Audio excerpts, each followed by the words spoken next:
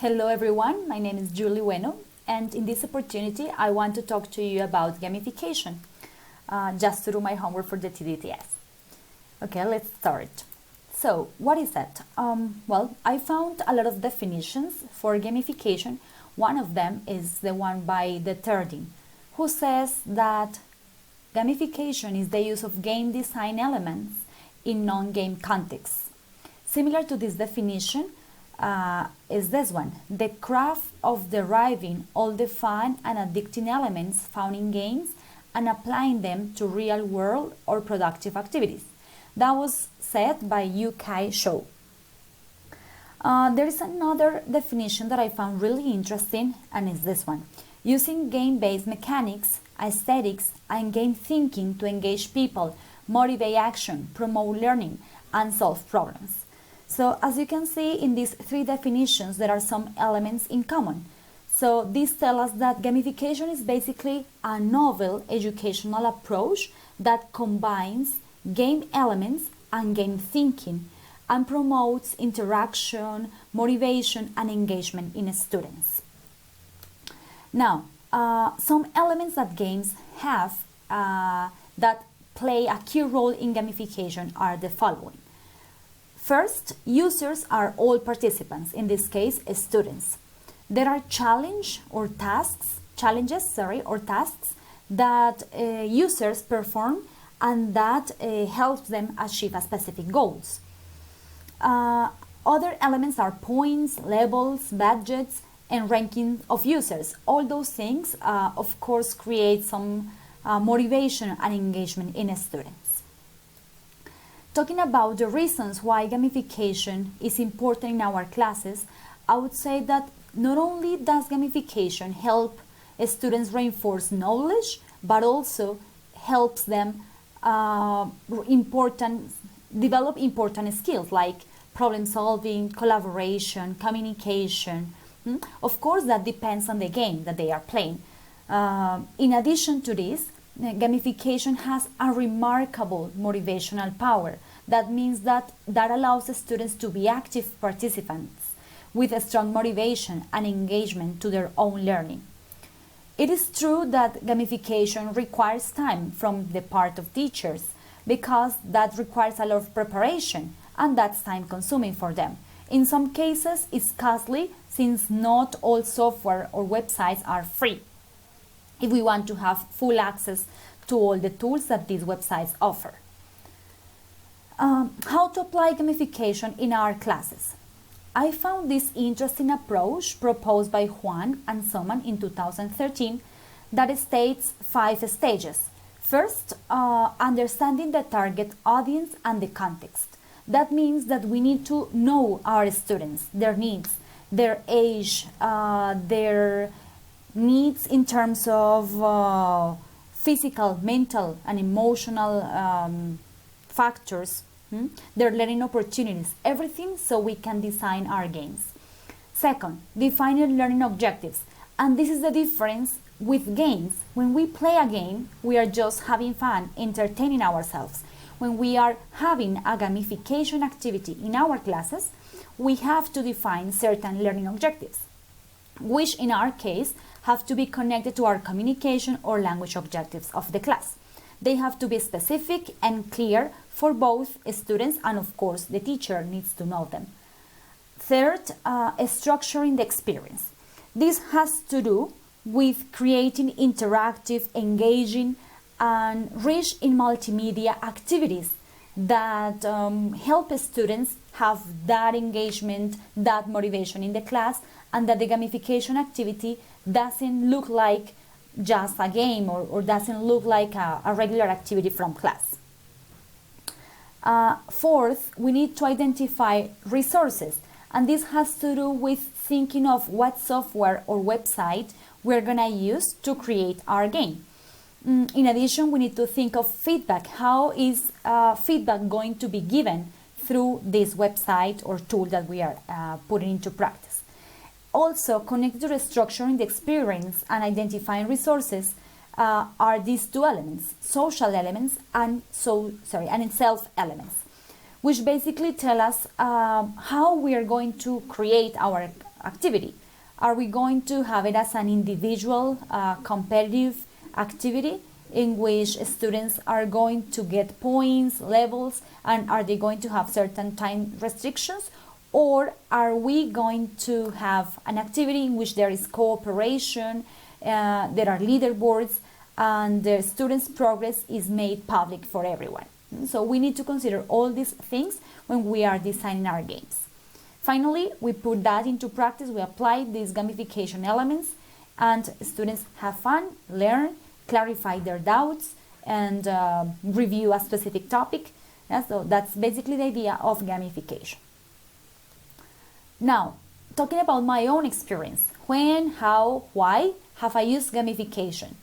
Well, I started using gamification last year with this pandemic because I noticed that some of my students were a little bit passive in class.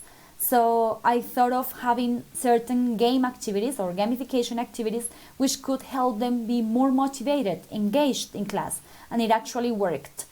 I did it last year, I've done it this year as well. How I have done it? Well, I've used these tools like Kahoot, Quizlet, Wordwall, Nearpod in different students, with different students groups like basic, skills, and challenge. And also I've used it for different purposes. For example, as a class preparation activity. So in order not to have predictable and like predictable classes, I feel that somehow our class preparation activity becomes the same thing every class. So I've used gamification for class preparation, even for grammar practice, like as a control practice exercise, replacing it by some of the book exercises we have. Or I have also used it for communicative activities in which students have questions. For example, using Wordwall, there are some wheels in which students just spin it and can have different types of questions. And also I've used it as a personalization of language, like students have to create their own examples. I can see them. There are many elements in these websites, like competitions or even collaborative exercises or activities. I found them very useful. I think that using gamification really helps our students to be motivated. As I said before, my students actually asked me, "Oh, teacher, let's play, let's have fun." And I know that they were playing, having fun, but they were also learning. They were clarifying. I was checking their understanding. So I really like applying gamification in my classroom. Now, talking about the rules of thumb for the use of gamification at the CCA, as you can see on my slide, there are 5 stages. First, considering objectives, as I mentioned before. Second, challenging students, so the activity shouldn't be that easy or that difficult either. Giving students feedback. Third, having fourth and fifth, having assessment moments. Self, peer, and teacher assessment moments. So, considering these rules of thumb, I designed my own activity, and that's what I'm going to tell you now. The context for this activity is it's a Skills 1 class at the Colombo with maximum 15 students in an online environment of 100 minutes. The lesson to cover is 3.1 in the Evolve 3 book, pages 22nd and 23rd. So basically, what's the activity? After having done the grammar analysis of page 23 in the book, in Evolve 3 book, and completing the control practice exercise in the same page, students are going to play a Kahoot. As you know, Kahoot is somehow a competitive game which shows a leaderboard with right answers after everybody has answered. The objective of the activity is, of course, to check students' understanding of the use of articles, definite and indefinite articles, a, an, and the. And the game, the gamification activity, has a great level of difficulty for everyone in the class because the question or the difficulty, the level of difficulty advances with questions. After each question, I'm going to give students feedback about their answers, explaining why that's a correct or an incorrect answer. And also, well, they can see the right answers from the website, that is Kahoot in this case.